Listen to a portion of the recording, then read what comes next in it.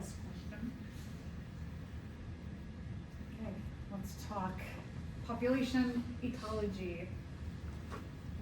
We've been talking a lot about kind of smaller concepts in biology, and ecology gets into like really big picture biology. So ecology is the study of living things and the effect and interactions of the environment on those living things.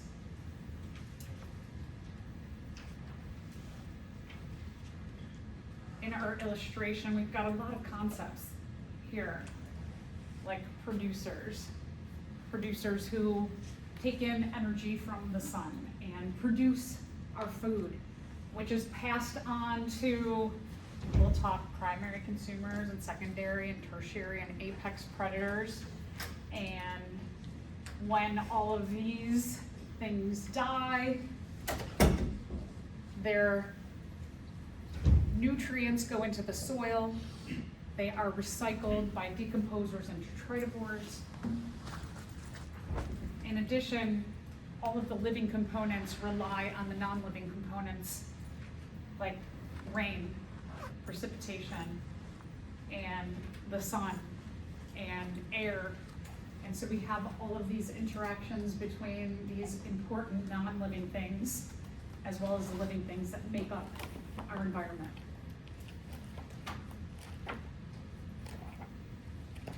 All right, let's go way, way, way back to an important concept. What does the term biology mean?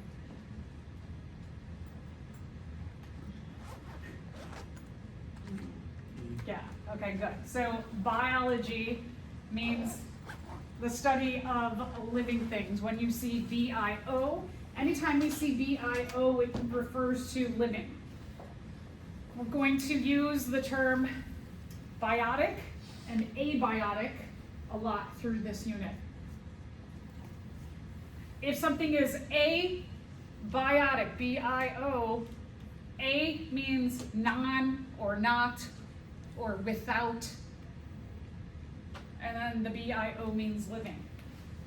So these are the non-living things. Oxygen, carbon dioxide, water, soil, all of those non-living things.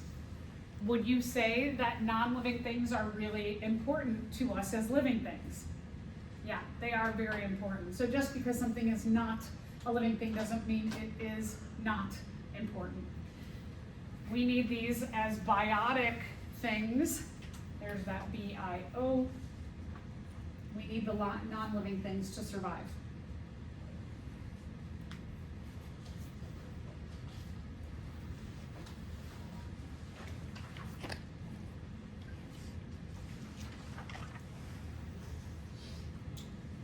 We're going to focus on limited resources, that as living things, a big influence on our survival is the availability of resources in our environment. When resources are plentiful, survival is easy. When resources are limited, we compete. We go way, way, way back to the beginning of the semester. We talked about evolution, and one of the many principles of evolution is that evolution favors organisms who have less competition. The more competition you have, the harder it is to survive, the harder it is to have offspring. So those concepts of natural selection, that nature, what nature can offer you, or what is limited by nature, either selects for you or does not select for you. We're going to see a huge influence on limited resources on a population. And we're going to get to all these concepts in just a minute. So we'll talk about 4 different main concepts of population biology. We'll talk about first, how do populations grow? When the environment can offer so much to a population, we're going to see great growth in a population. But at some time, the resources are limited. So what happens to the population then? We will see how populations are distributed given both of these concepts, and then we'll talk about the human population. One of the things when we look at biology is that humans, because of our cognition, we have been able to defy many of the basic principles of ecology. And we'll talk about the ways in which that has benefited us, and then we'll talk a little bit about how that might be leading to our demise as well. When we talk about concepts in this unit, we are mainly focusing on natural populations and not the human population. So we can defy these basic principles of ecology. So kind of think in the back of your mind, we're thinking about like the mice that live out in the nature study area, the deer that live in the forest, the turkey vultures that you see flying above head in circles when you drive here to campus. We're thinking more about natural populations when we talk about all of these concepts. So a little bit about population. What is a population? A population are members of the same species who live in the same place at the same time.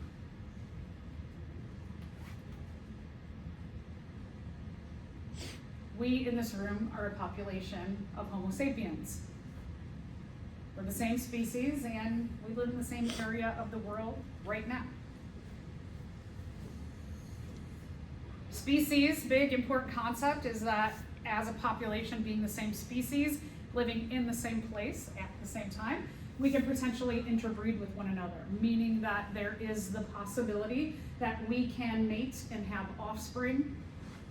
And not only that we have offspring, but our offspring are fertile and they can have offspring, so we can keep our population going in this area of the world right now.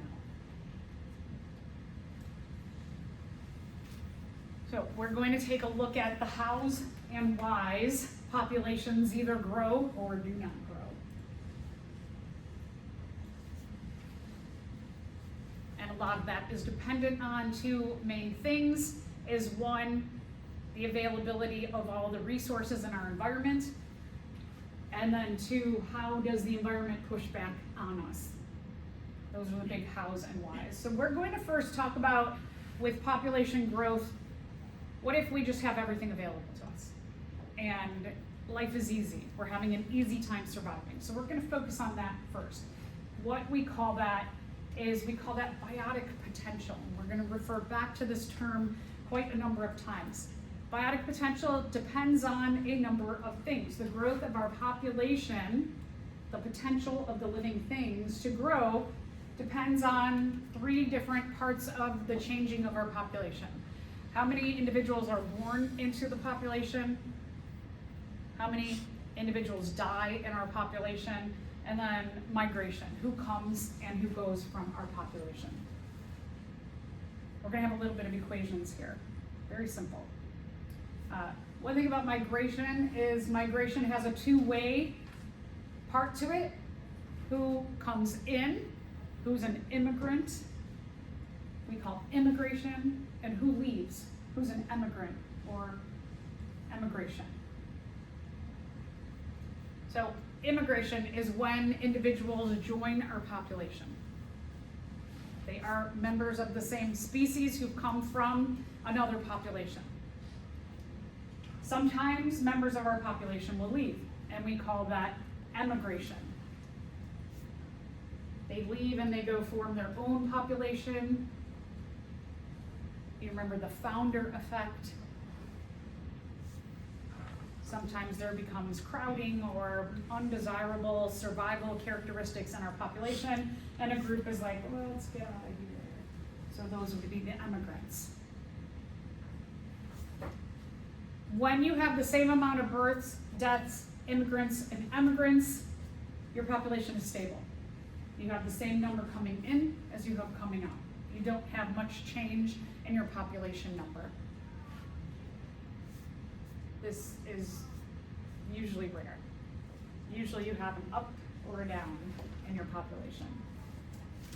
Populations get larger if the number of births and immigrants exceed the number of deaths and emigrants.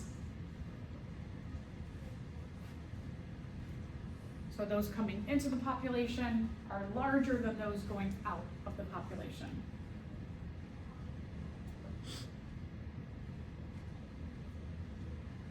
Populations get smaller if you have more deaths and emigrants, those leaving, than you have births and immigrants.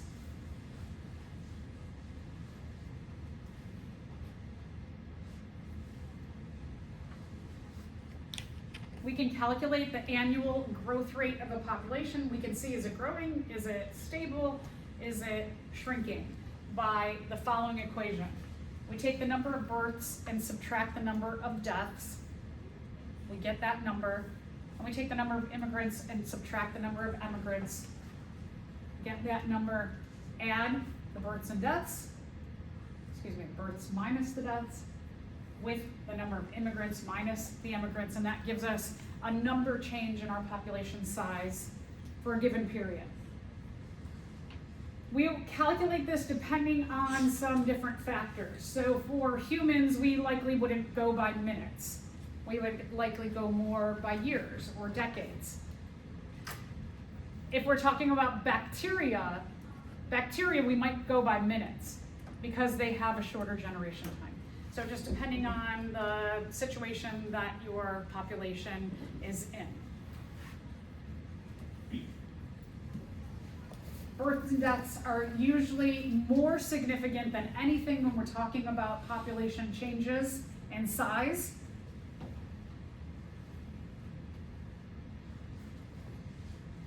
In natural populations, migration usually does not have a huge impact.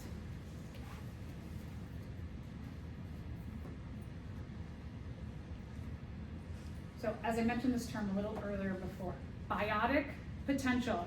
There's BIO again, right? There's a reason I reintroduced the term, what is biology? Because we have this term biotic, meaning the living things, and potential. So just think about what these two words mean. It's the ability or potential of the living things to grow or to shrink. So biotic potential, we're thinking, is our population going to go up? Do they have biotic potential, or do they not have biotic potential? This is characterized usually by a maximum number of births and immigrants, but again, in natural populations, usually migration does not have a significant impact on the growth of the population, and a minimum amount of deaths and immigrants. At some point, though, you have what comes in to slow down the biotic potential, which is called environmental resistance. Again, just think about what the terms mean. The resistance, the stopping, the battling of the environment against the living things growing.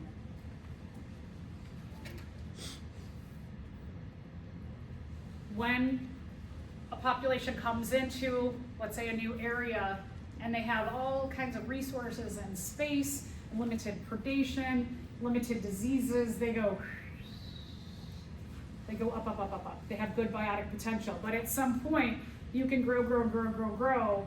You're going to start to run out of space. You're going to have a lot more individuals, which means that you can be spotted easier by predators.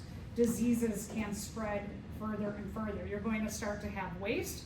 You're going to compete for resources. You're going to have more deaths. And so what starts to happen with all of this is that the environment comes in and starts to resist the biotic potential. So at some point, the two of these intersect, and it limits the population from growing. We're going to first, in the first half of this chapter, we're going to focus on what happens when everything's good, when you have great ease of survival. And then we'll get to what happens when the environment starts to go nah, and what happens then. All right, so biotic potential. Again, biotic potential is going to be when the living things have the ability to grow. we will look at changes per individual per unit of time. As I mentioned before, those units of time will vary depending on characteristics about the population.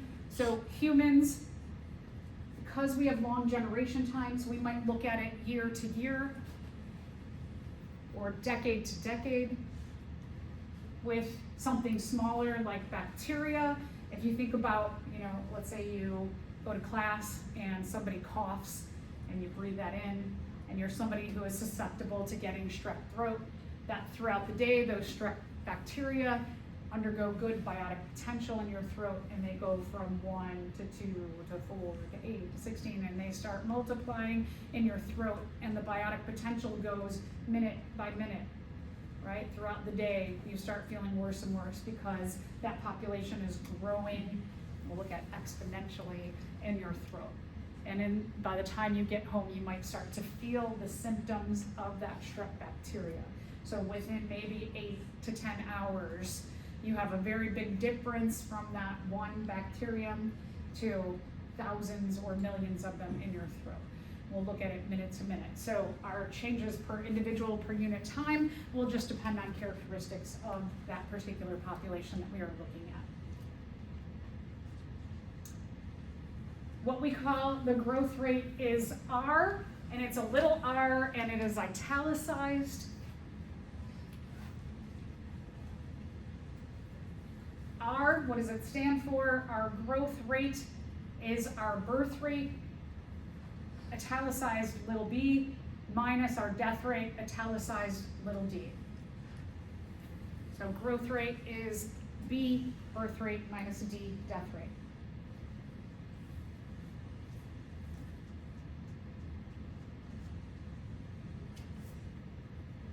So let's say we're looking at the mice out in the nature study area, and we have a population of 10,000 mice. And in our first year, we have 500 deaths and 1,500 births. For rate, we have to figure out a percentage. So for each of these, for the deaths and the births, what we are going to do is we're going to take our deaths, divide by our population size. Take our births, divide by our population size. Get rates or percentages, subtract the deaths from the births to give us our growth rate. So our birth rate, we're going to take 1,500 births, divide by 10,000 deaths. That gives us 0.15 births per mouse on average per year.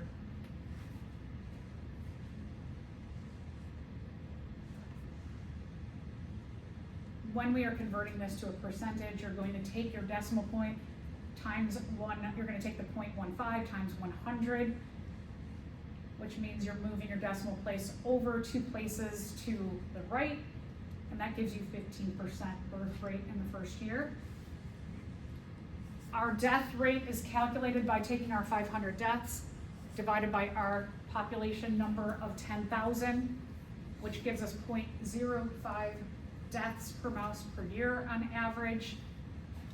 If you times this by 100 to get a percentage, you're moving your decimal place over 2 places to the right, and that gives you 5% death rate per mouse per individual in that first year on average. So now we have to calculate out the R.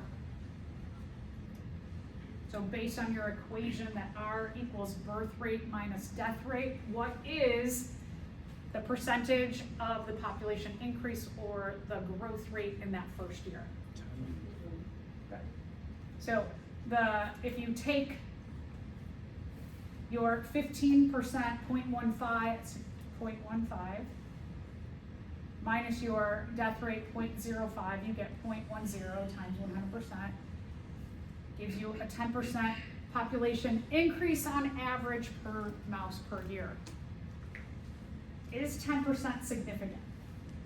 Yeah, it's pretty significant, yeah. So like think about the human population. If we have 8 billion people, right? If we take 10% of 8 billion, that's significant. So even though 10%, like if we think about it, if you go to a store and they say we're gonna give you a 10% discount, you might feel like, oh, well, that doesn't even pay for sales tax, right? I'm still gonna have to pay a little bit of sales tax. But when we're talking about populations, 10% growth rate per year is significant. It can have an impact. Our original population size is called N, so that was 10,000. If we want to get the population growth rate, we take our R that we calculated, our 10%, times our original population size, 10,000. So, what is our N for the first year? How many individuals did we add with a 10% population growth rate? Good. So, we had 1,000 individuals. That's pretty big. Now, all of a sudden, in the first year, you have to find room for 1,000 more individuals. That's a lot to accommodate in a first year. So for the first year, 10% times 10,000 gives you 1,000 new mice added to the population in that first year.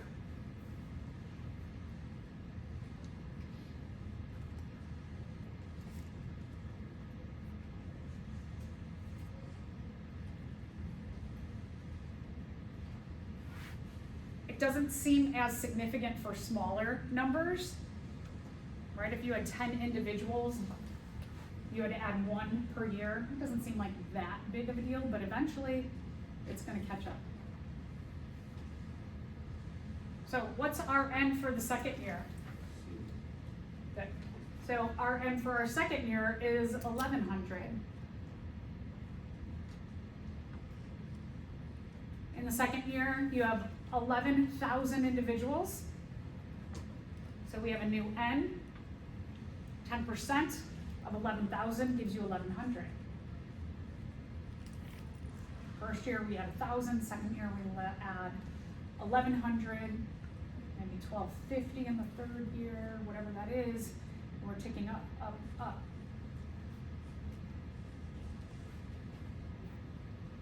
So populations, when you start to have even a small percentage, like you might think like, yeah, 10% not that big, right?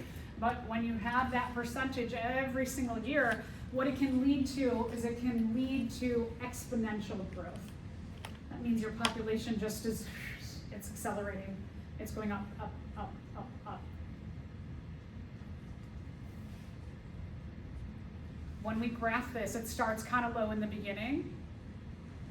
And then at one point, it's gonna go, it's gonna shoot up. So yeah, early on might be like, not that big of a deal, but then you're gonna get to this little like crux of where it goes high suddenly.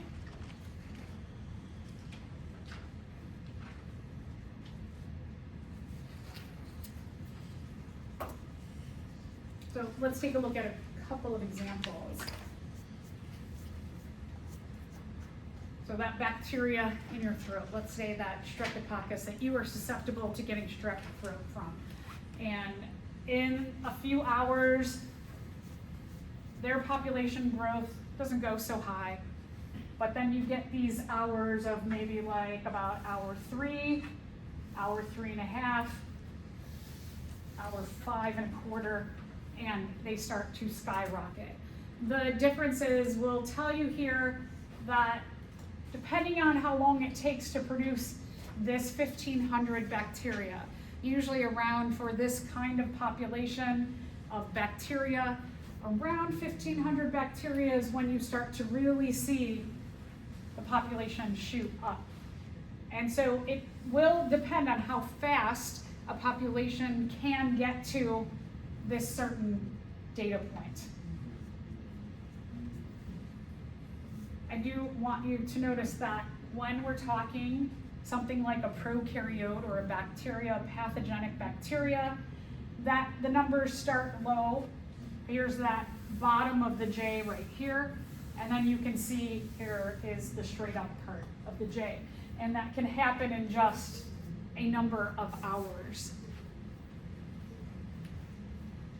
Oh, I heard a really interesting, I was listening to science, I was catching up on some Science Friday, it's a podcast, and there is a researcher who had a student, they were studying antibiotic-resistant bacteria, and the student just, for whatever reason, came up with the hypothesis that saccharin could kill antibiotic-resistant bacteria.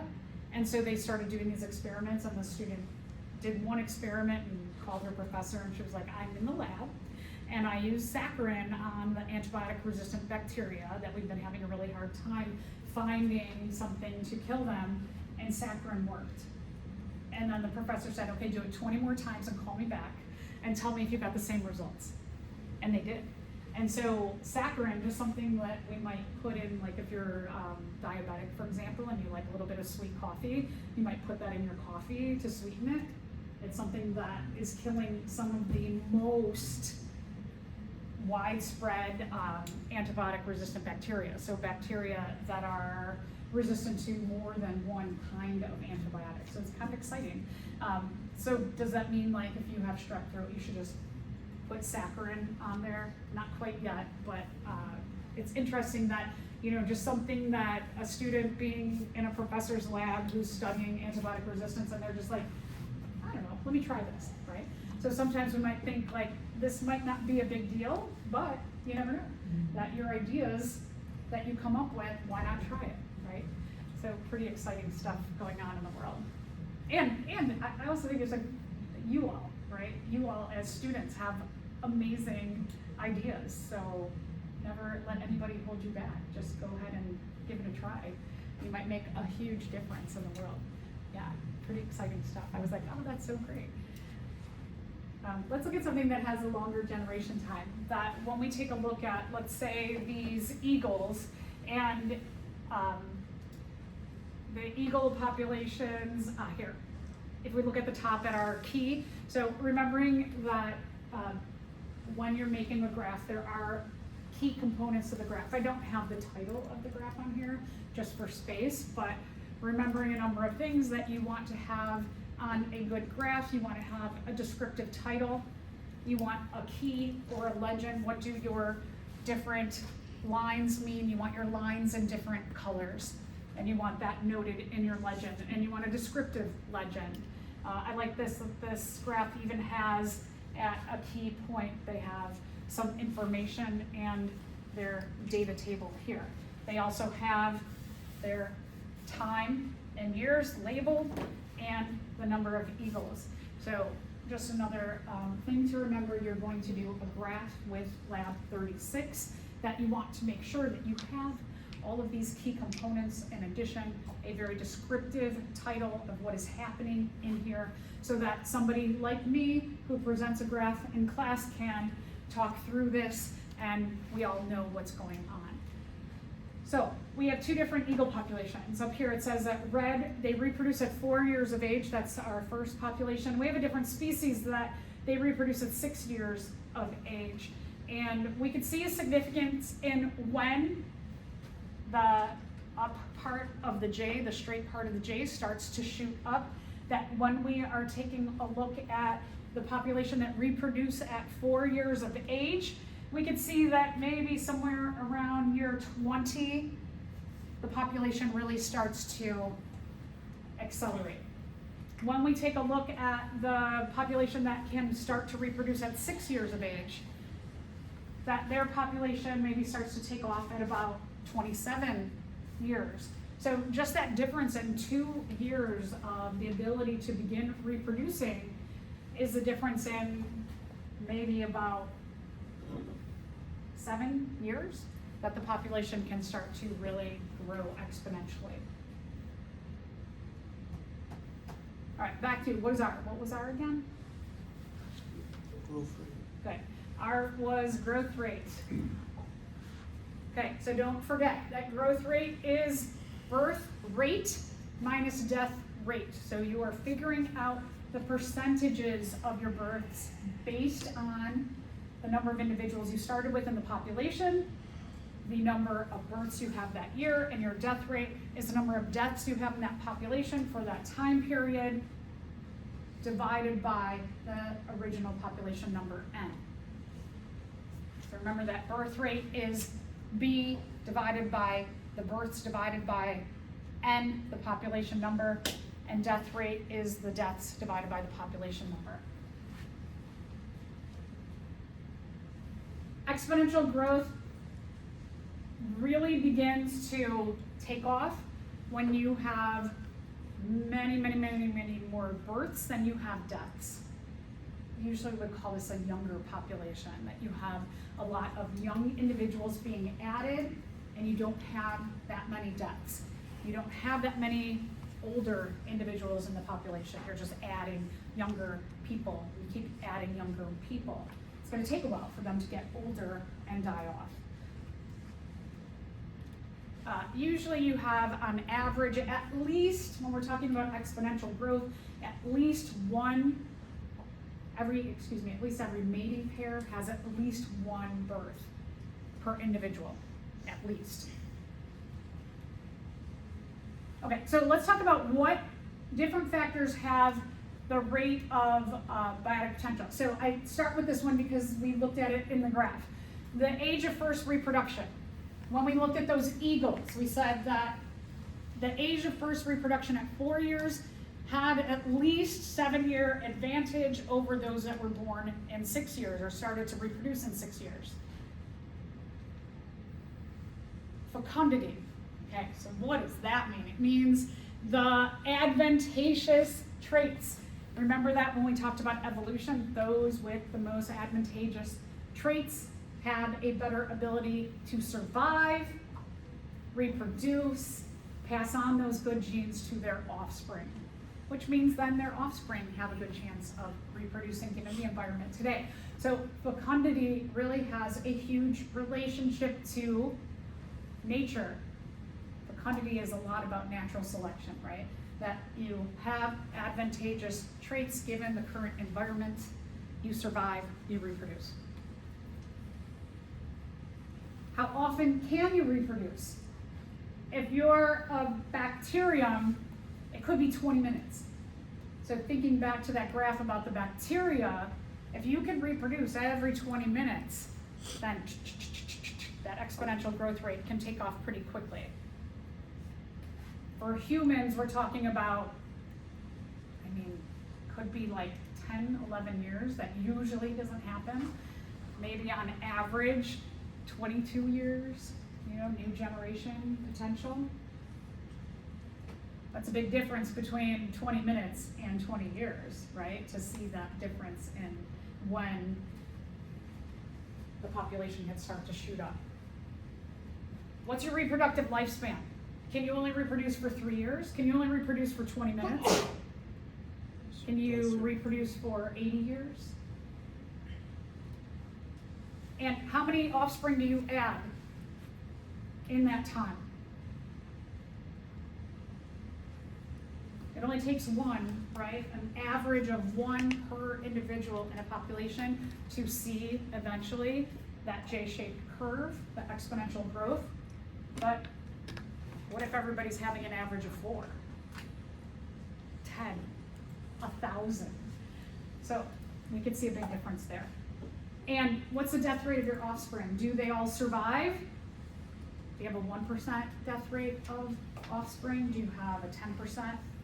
Right? You start getting into those like 10%, the double digits, it'll have a significant effect on your population and the growth rate. So all of these things take into account their influence on biotic potential given the characteristics of that particular population. These are going to wildly vary from population to population.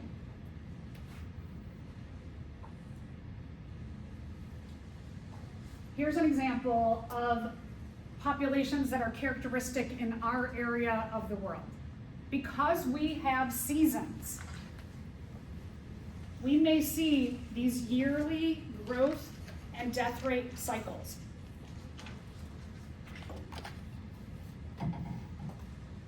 We call them growth and crash. Sometimes they're referred to as boom and bust.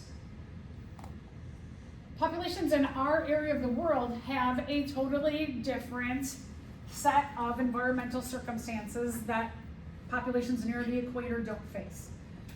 So, for example, we're coming up to about here. I can see already, look out the window, the trees have flowers. Flowers mean reproduction. So we're seeing all over the place. We're seeing plants are starting to bud, are starting to flower, because in this time, in this area of the world, we're starting to have much, much, much better conditions. We're getting more hours of sunlight. We're getting more rain that's not frozen. It's available to our living things. We are getting warmer temperatures. Also, the ground is not frozen anymore, so nutrients in the ground are starting to be unlocked, essentially, to help with the growth and the reproduction of our producers or all of our plants, algae, cyanobacteria in our area. So here, we're starting to have what we call optimal conditions in the spring. Everything is getting much, much better to support the life cycles of living things, and especially right here to support the life cycles of our producers, our photosynthesizers. Conditions keep getting better and better. But at some point, right, so here, usually around June, in between June and July, we have a peak starting to form because the producers, they're just maximally producing food for all the rest of us. And so we get all this food production. But then some things happen. We get crowding, predation, diseases. I can think about like my tomato plants in the yard. I always plant a garden every year. And usually somewhere around beginning of August, maybe late July, I've got some good growing for a couple months. I start to see some spotting on my tomato plants, on the leaves.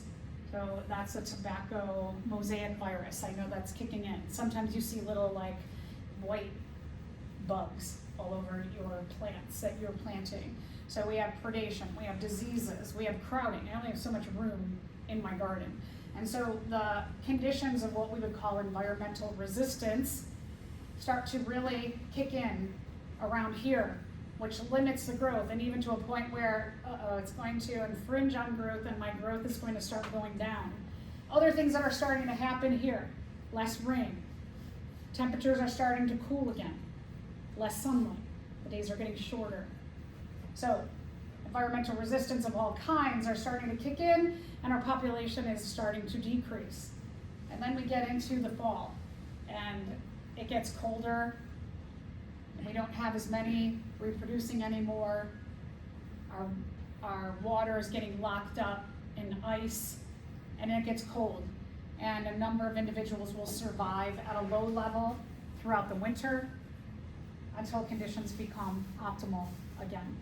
And so we see these boom and bust, or the growth and crash rates, yearly in natural populations in our area of the world.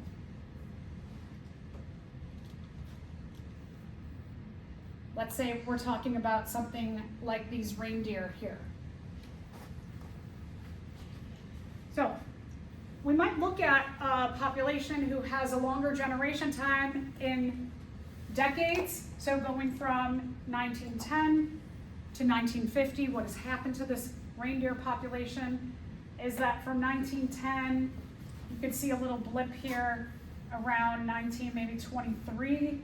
Maybe there was like disease or predation or something happened, knocked them down a bit, but then they rebound, and then they show that exponential growth or the biotic potential here, and then something happens. Hunting. They start to get hunted and over-hunted, and the population starts to crash down.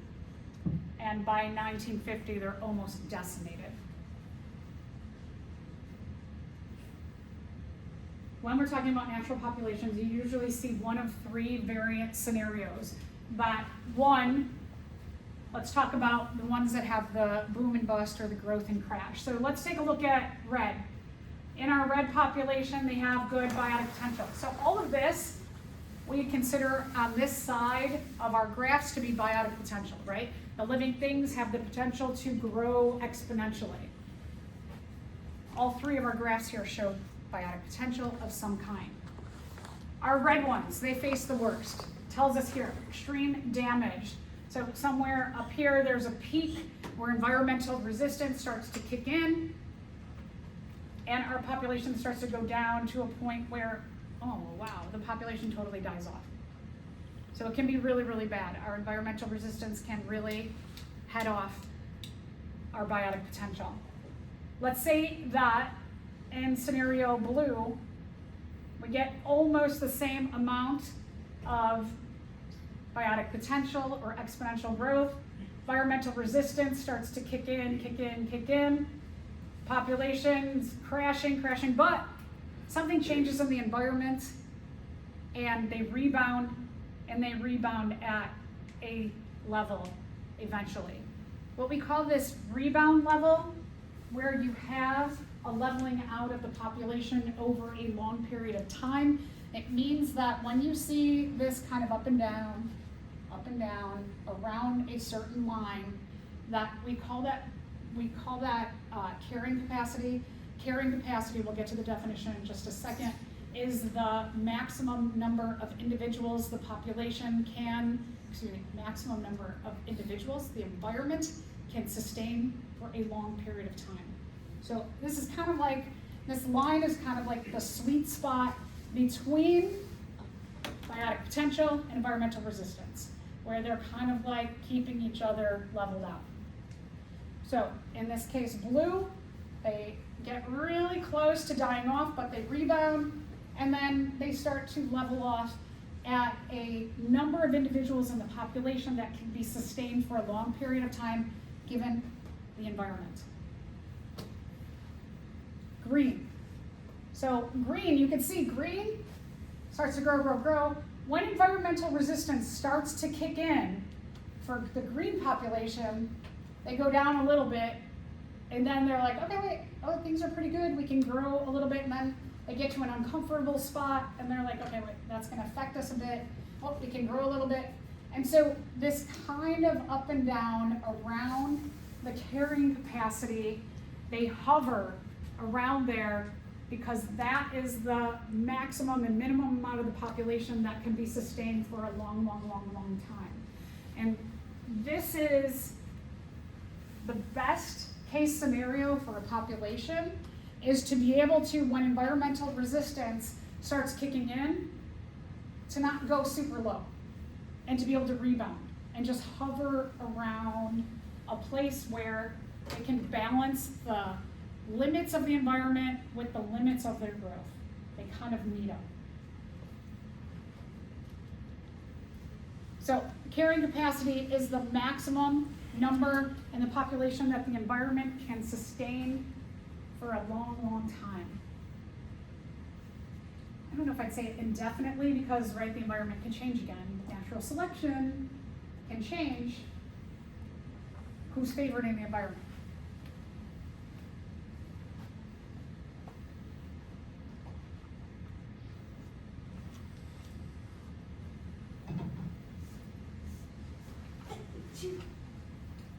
Carrying capacity is influenced by environmental resistance, which can be a big one is space. You start to run out of space. If everybody's reproducing and adding 10 individuals to a population, if you don't have any space for those 10 individuals each, you're going to be in trouble. Also, when you start to get really crowded, then you have competition for so many things. Competition for energy, competition for homes, competition for resources, and then you also have the potential for diseases to spread quickly in a larger population. You have the ability to be spotted by predators when you're a larger population. So when you have a really crazy exponential growth, that being able to level off is key.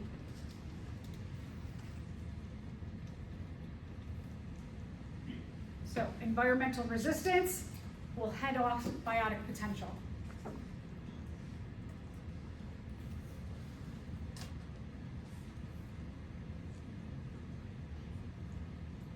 Now, in those graphs that we saw before, it doesn't mean that everything is perfect, perfect, perfect, and then suddenly environmental resistance kicks in. When you go back to that green graph, probably little things start to influence the growth of the population, and the population's like, whoa, this is getting uncomfortable. And they start to slow their reproduction.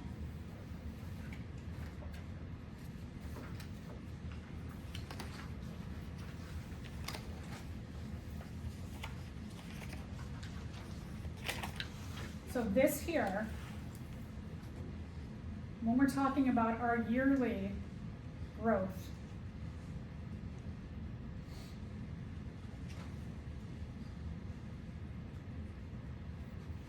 again, you've got very favorable conditions in the spring, and eventually nutrients are depleted, nutrients including things like carbon dioxide,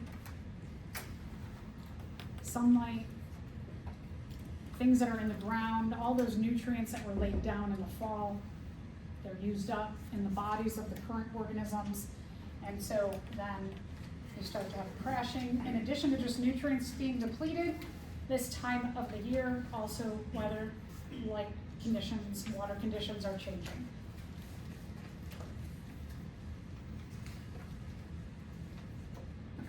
Same thing can be true of bacterial, so this is, cyanobacteria.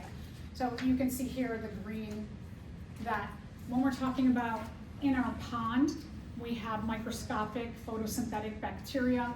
They're going to do the same thing, is that when conditions are favorable in the pond, they will grow. Temperature changes, light changes will make them recede, and then a low level of them survive in the pond over the winter to get back to those favorable conditions in the spring. Sometimes we might see, for populations, we might see these boom and bust, growth and crash cycles every 5 years. They'll go up, well, I guess every like 2.5 years, right? They go down, they go up, down, up, and you might see them over time, where they come up and down, up and down, up and down. So growth rate, or biotic potential, is limited by environmental resistance. Environmental resistance counteracts, fights against, limits, hinders biotic potential.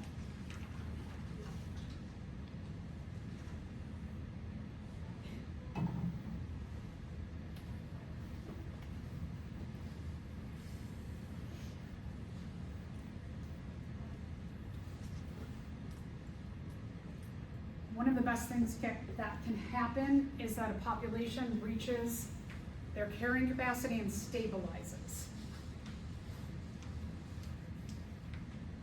This is usually characteristic of populations who are, the organisms themselves are much larger.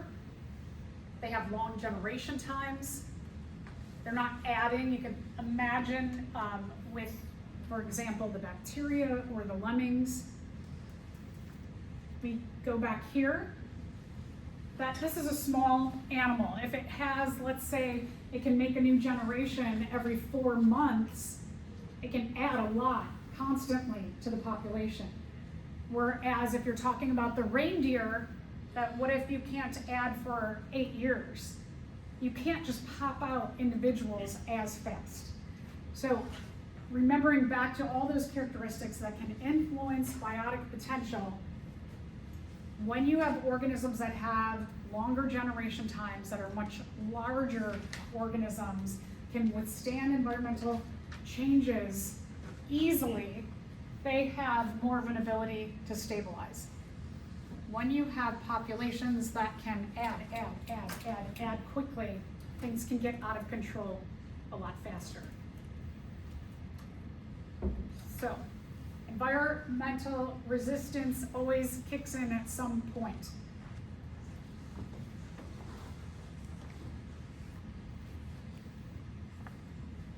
Your environmental resistance, natural selection, environmental resistance, those factors will help your population reach its limit. You always see biotic potential. Even when we were talking about the green graph that went like this, it had that area of biotic potential. So all organisms are going to show some kind of biotic potential.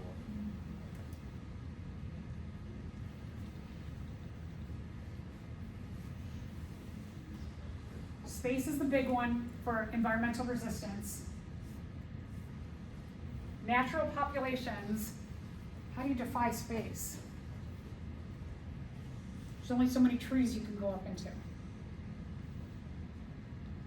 And I've mentioned these other ones. Diseases spread faster, parasites, predators, nutrients, all of those things are going to have an impact on your population. Going back to that founder effect, you might have a group of individuals that emigrate, that leave the population. They're like, whoa, whoa, whoa, this is getting too much. Let's go somewhere else.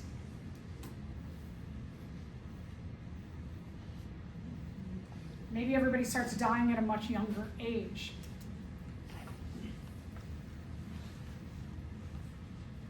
Or you might get to a point where it's so crowded, environmental resistance is so harsh that individuals are like, I'm having a hard time surviving. I can't even think about reproduction.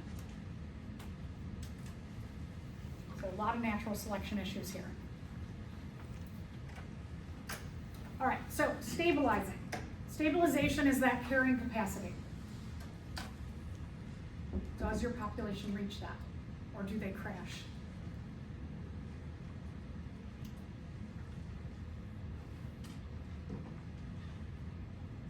So many factors at play here.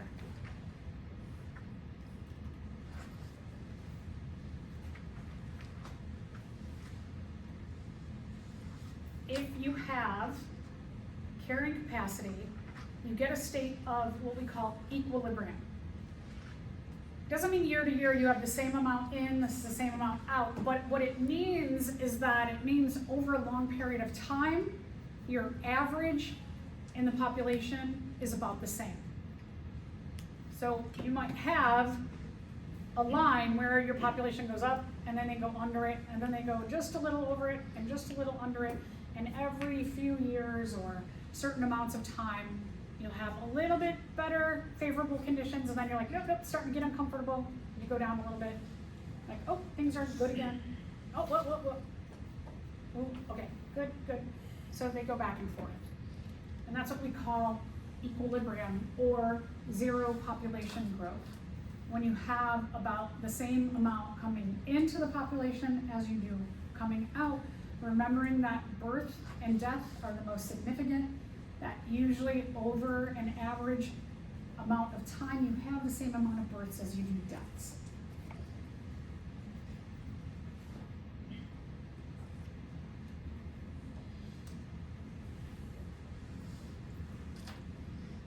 Again, typically found in animals that are longer lived, have longer generation times, don't have as many offspring.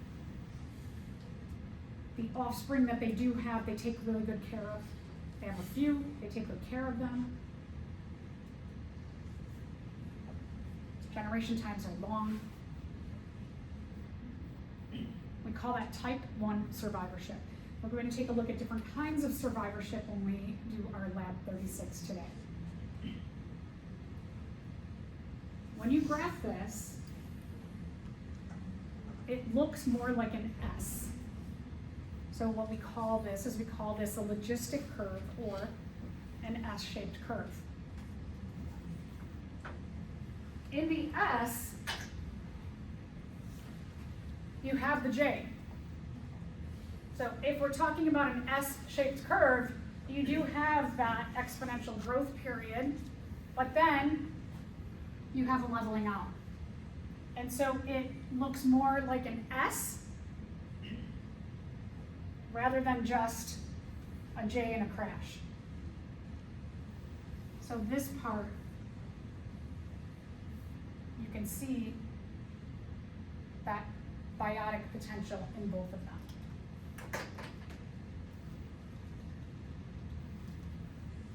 So here again now, taking a look at, if we stopped here, you'd do see the biotic potential or the exponential growth, but then you have this leveling out that gives it that S feature. And same thing again here. What stops or determines the carrying capacity is going to be the environmental resistance. It's kind of sitting on top of that long part of the top of the S, saying, this is where you're most comfortable as a population. Stay right here, and your population can survive for a long time. So again, carrying capacity is the maximum number of individuals the environment can support or sustain for a long, long, long, long time.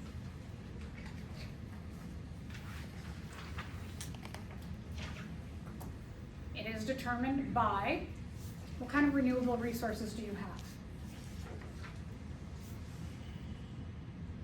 Renewable, replaceable.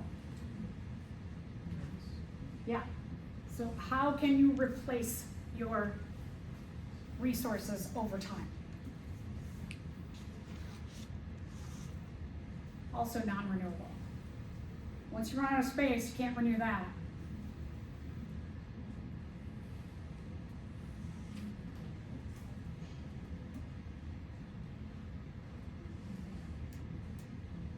These are environmental resistance.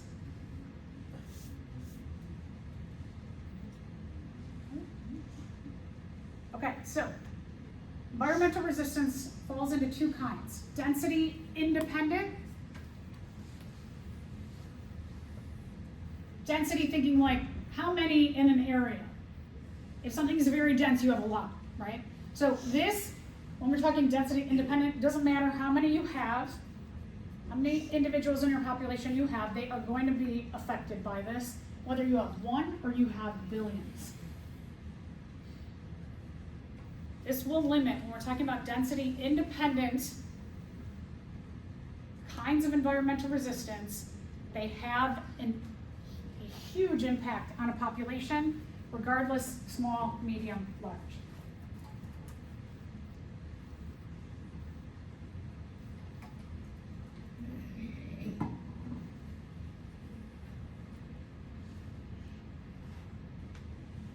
Look at the words, density, independent. Doesn't matter, the size of the population doesn't matter. Density dependent. The more you have, the more this is going to have an impact.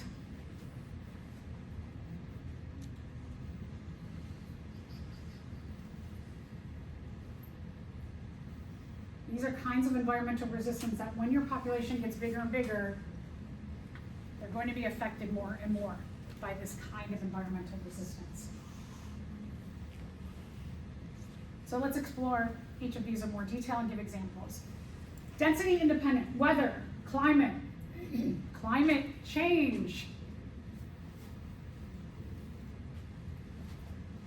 If you have a volcano that erupts and the lava goes down the mountain, doesn't matter if you have 20 species down that volcano or you have a billion, the lava's gonna knock everybody out. Whoever lives where the lava flows, they're out. Fires, droughts, flooding, hurricanes, tornadoes, right? Tornado comes through, it's gonna wipe anything out in its path. So it doesn't matter. Humans, we are also density independent. If we want to build a new building on the nature study area and we bulldoze that and put concrete down, it doesn't matter how many species are out there, we get rid of them all. That's our biggest one that we do, destroying habitats. Also, pesticides can kill any species around, let's say, a farm, for example. Pollution. Remember we said that humans are the greatest kind of natural selection for every species on the earth right now. We are enormous agents of natural selection. So these are density independent. Doesn't matter how big or small your population is. If you are in the path of this kind of environmental resistance, you're gone. Doesn't matter. Okay, so let's talk about density dependent, meaning that as you get bigger, you are more affected. Predation. As your population gets bigger, the predators are like, oh, I see you all. You ever play that game, Sardines? We love to play this game. So it's like hide and seek, but everybody hides and one person's it, and you find the next person, and then, oh no, wait, yeah, everybody hides. It goes kind of backward. Oh, everybody's looking for each other, and then when you find somebody else, you hide with them. And then once the next person finds your group, you hide with them, and you pile up. And so it's harder, like if you're, let's say in a closet, and the closet only really holds 2 people, at some point, the closet door is gonna start to open up, and you're easy to be seen. So that's like predation. The more you have, the more the predators are like, I see you all. It's easier to see. Predation and prey, predators and prey. So predator is the one that's doing the killing and eating. The prey is the one that's being eaten and killed. They can have cycles where they influence each other in terms of these exponential growth and crash cycles. So this here, the hares are the prey, the blue.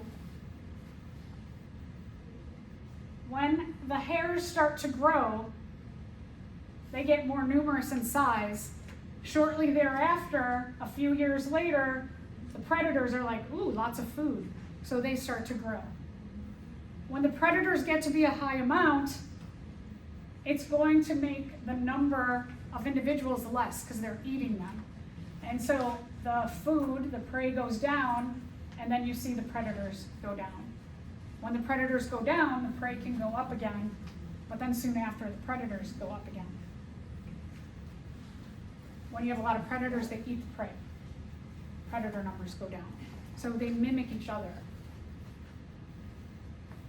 very closely. If we moved the blue and red on top of each other, they would be very, very, very similar. Here's another one. You can see here that the prey are the blue. When prey numbers are very low, it causes the predators to go down.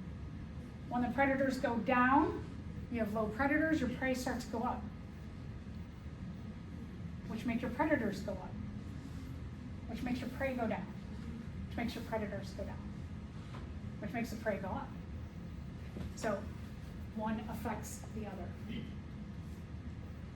Parasites. When you have a lot of individuals in the population, parasites can spread very easily. A parasite lives in or on what we call the host.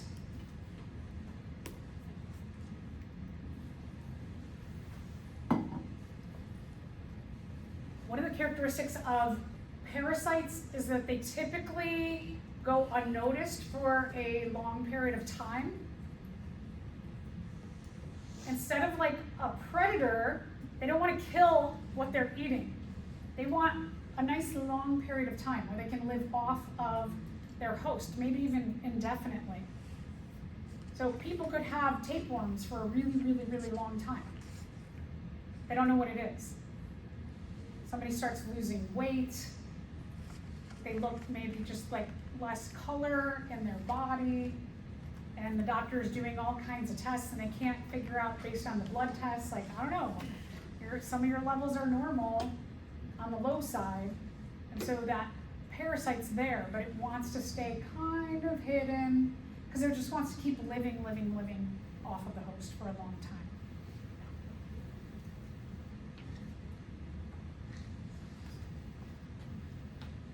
Competition. When you compete, evolution does not favor you. When you're competing, you're usually both trying to get some resource.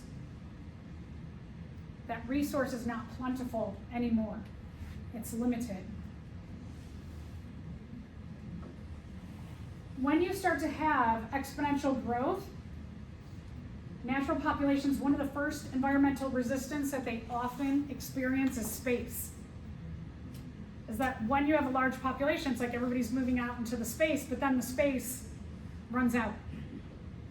So what do individuals do? Those that have the better characteristics will kill off those that don't. They're going to take the space away. So the resource is limited. What influences the survivorship, the ability of a group of individuals to survive over time, will be a lot of different characteristics. So we'll go back to biotic potential. All of those different characteristics that influence biotic potential, we can take populations and we can, on average, stick them into 3 different groups of survivorship based on those biotic potential characteristics. We will look at ages of the group versus a period of time. And we'll see, well, what's characteristic at this period of time? That's what you're going to look at in lab today. What is your pattern? And this is kind of like a glass half full or half empty. What's your pattern of births, survivorship, or deaths? You can look at it either way.